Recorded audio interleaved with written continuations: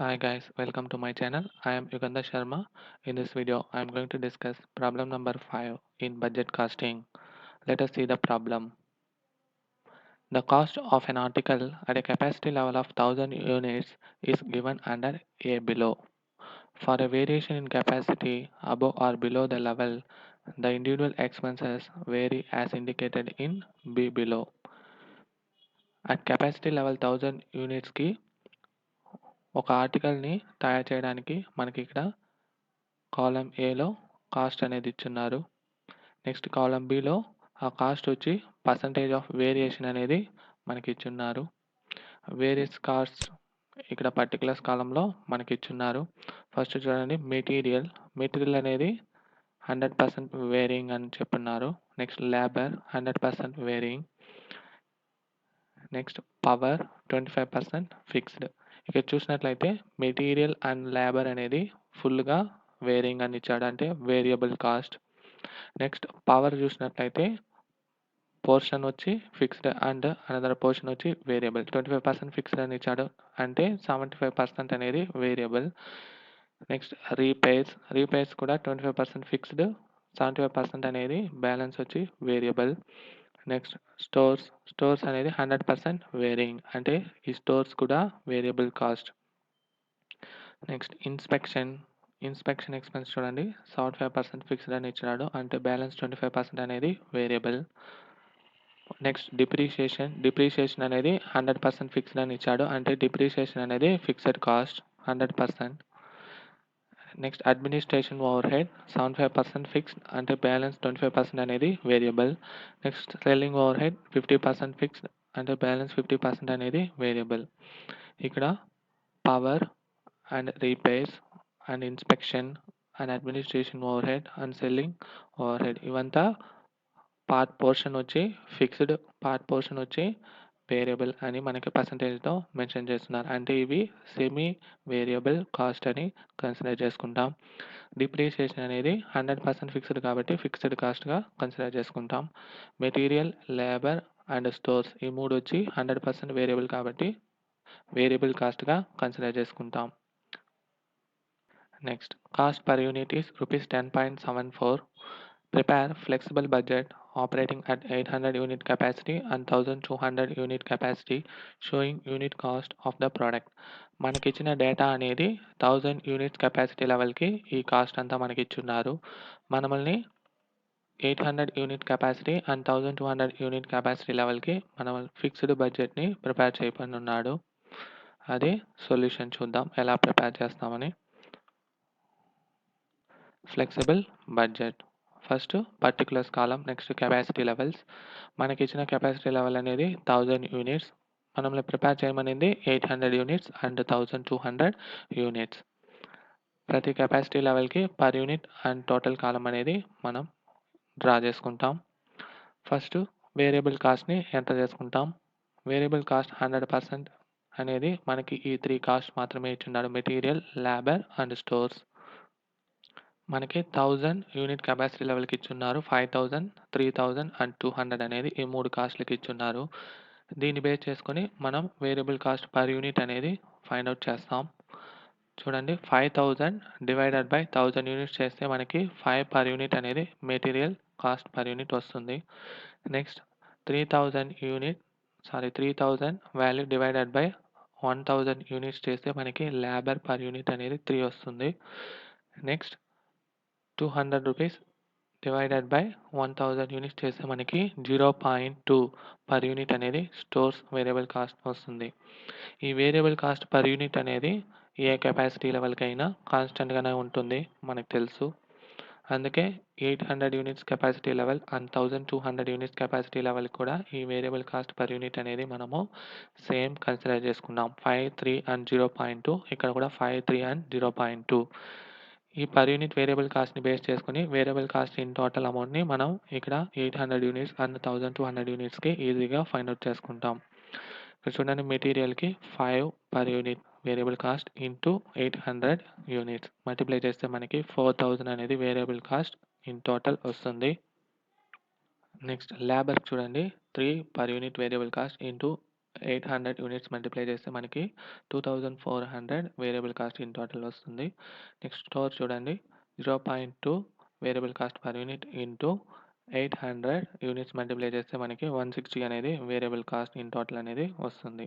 Same అదే విధంగా మనకి 1200 యూనిట్స్కి కూడా అన్ని కాస్ట్కి మనం variable cost per unit into 1200 unit multiply చేస్తే మనకి వేరియబుల్ కాస్ట్ ఇన్ టోటల్ అనేది ఫైండ్ అవుట్ చేసుకుంటాం. నెక్స్ట్ అన్ని కెపాసిటీ లెవెల్‌కి టోటల్ వేరియబుల్ కాస్ట్‌ని కాలిక్యులేట్ చేసి ఎంటర్ చేసుకుంటాం. నెక్స్ట్ సెకండ్ వచ్చేసి సెమీ వేరియబుల్ కాస్ట్. మనకి సెమీ వేరియబుల్ కాస్ట్ అనేది power expenses, repair expenses, inspection, administration overhead and selling overhead అనేది మనకి సెమీ వేరియబుల్ కాస్ట్ ఇచ్చున్నారు. దాన్ని వేరియబుల్ కాస్ట్ పోర్షన్ సెపరేట్‌గా, ఫిక్స్డ్ కాస్ట్ పోర్షన్ సెపరేట్‌గా అన్ని కాస్ట్‌కి మనం ఎంటర్ చేసుకోవాలి. ఫస్ట్ పవర్ ఎక్స్‌పెన్సెస్ చూద్దాం. వేరియబుల్ అండ్ ఫిక్స్డ్ పర్సెంటేజ్‌తో ఎలా డివైడ్ చేస్తారని చూద్దాము. మనకిచ్చిన డేటా అనేది 1000 యూనిట్స్ కెపాసిటీ లెవెల్‌కి ఇచ్చినాడు. పవర్ ఎక్స్‌పెన్స్ చూడండి 300 అనేది ఇచ్చున్నారు. 25% ఫిక్స్డ్ అని ఇచ్చారు. 25% ఫిక్స్డ్ అంటే రిమైనింగ్ బ్యాలెన్స్ 75% అనేది వేరియబుల్.